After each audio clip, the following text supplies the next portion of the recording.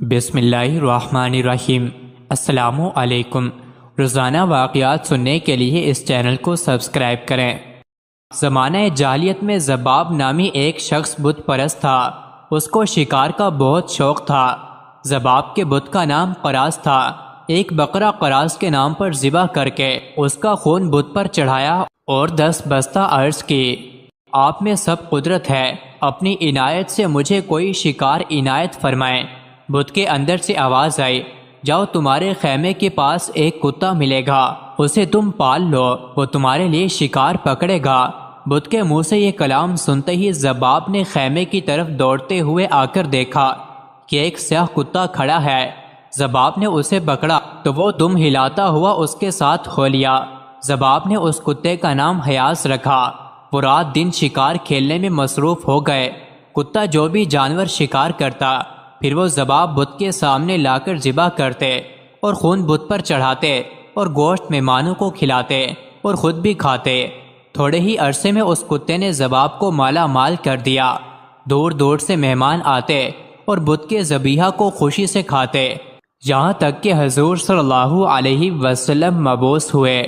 جب اس کے مکان پر ہر روز مہمان آتے تھے تو ایک دن حسب معمول ایک شخص آیا اور کہا کہ میں آج نبی کریم صلی اللہ علیہ وسلم سے قرآن سن کر آیا ہوں۔ جب اس مہمان نے سید المرسلین صلی اللہ علیہ وسلم کی کچھ باتیں کی تو خلاف عادت وہ کتا بھی کان لگا کر باتیں سننے لگا۔ جب وہ شخص باتوں سے فارغ ہوا تو ذباب کتے کو جنگل میں شکار کے لیے لے گیا۔ ہرن، نیل گائیں، متعدد جانوروں پر چھوڑا، لیکن کتے نے کسی کو نہ پکڑا بلکہ جانوروں کو پکڑ پکڑ کر چھوڑ دیا۔ ذباب نے کہا، آج کتے کو کیا ہوا؟ کتا تو خاموش تھا، مگر غیب سے ایک آواز آئی کہ ذباب، اس کتے نے ایک بڑی بات کی خبر سن لی ہے، اگر تمہیں بھی معلوم ہو جائے تو تم بھی اسے معذور سمجھو گے۔ پس کتے کو گھر لے آیا۔ راستے میں ایک دیو کی صورت کا انسان بھی گدھے پر سوار اور دوسرا شخص بھی اسی طرح سوار سامنے سے آتے ہوئے نظر آئے۔ ان دونوں کے پیچھے ایک حبشی غلام کے ہاتھ میں بڑے زبردست کالے کتے کی رسی پکڑے چلا آتا ہے۔ ان سواروں میں سے ایک نے میرے کتے کی طرف اشارہ کر کے کہا، اے کتے، شکار کرنا چھوڑ دو، محمد صلی اللہ علیہ وسلم تشریف لائے ہیں۔ ذباب گھر پہنچ کر سوئے تو ایک آواز سنی۔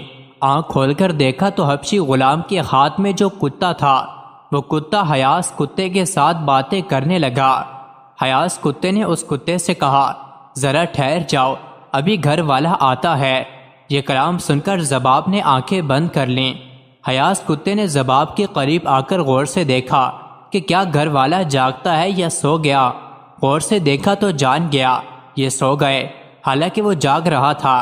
حیاس نے دوسرے کتے سے کہا، ہاں اب کہو کیا کہتے ہو؟ گھر والا سو گیا ہے اور کوئی بھی ہماری بات نہیں سن رہا۔ کالے کتے نے کہا کہ تو نے وہ جو 2 سوار دیکھے، یہ دونوں بڑے قومی سہیکل والے جن تھے، یہ وہ ہیں جو حضور اکرم صلی اللہ علیہ وسلم سے قرآن مجید سن کر مسلمان ہو چکے ہیں، اور حضور صلی اللہ علیہ وسلم نے اپنی طرف سے ان دونوں کو روئے زمین کے جنات اور شیاطین پر مسلط کر دیا ہے، جو بتوں کے اندر بولتے اور بتوں کے ذریعے سے گمراہ کرتے ہیں۔ ان کو پکڑ کر ماریں۔ مجھے تو انہوں نے پکڑ کر خوب مارا اور طرح طرح کے عذاب میں مبتلا رکھا، اور مجھ سے عہد لیا کہ اب کے بعد میں کسی بت کے اندر نہ جاؤں۔ اے حیاس، میں ہندوستان کے جزیروں میں جانے کا ارادہ کر چکا ہوں، تیرا کیا ہے؟ حیاس کتے نے، جو کہ وہ بھی دراصل جن تھا، کہا، جو آپ کی رضا میری بھی وہی رضا ہے۔ یہ کہہ کر دونوں بھاگ نکلے اور ایسے گم ہوئے کہ اب تک ان کا نام و نشان بھی نہیں ہے۔